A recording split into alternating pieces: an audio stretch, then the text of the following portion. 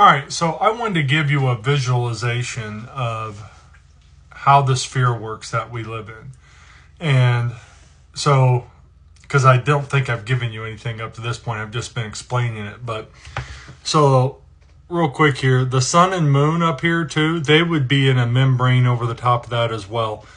There could literally be like a million membranes from the top of the firmament that we see to the sun and moon. They are also inside of one of these membranes, okay? Everything is inside these different membranes, and they go on forever, all right? So this is like the most simplified version I could do, but it is extremely way more complicated than this.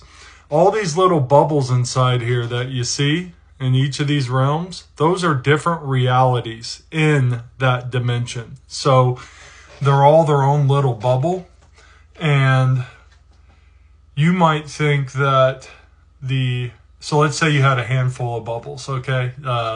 Bubble suds, you were taking a bubble bath and you grab a handful of suds, okay? The bigger bubbles you would think would be bigger worlds, and the tiniest bubble in there you would think would be a small one, but that's not how it works.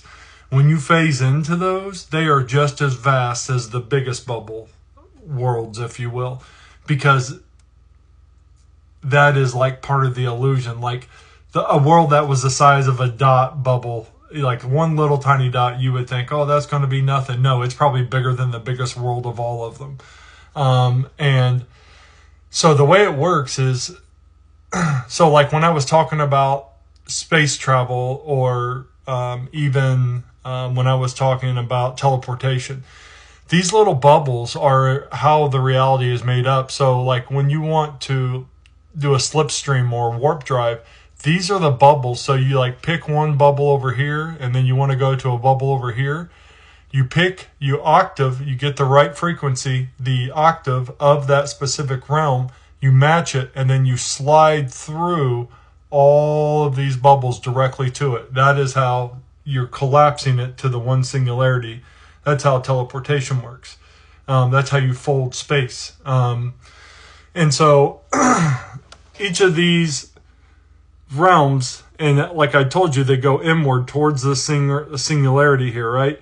So it's just kind of showing you how this works, and these would never be like exact planes or straight lines. Instead of thinking of a bubble like of a perfect circle, think of them like elongated, all these weird different shapes, right? Because inside the bubble, the world or dimension,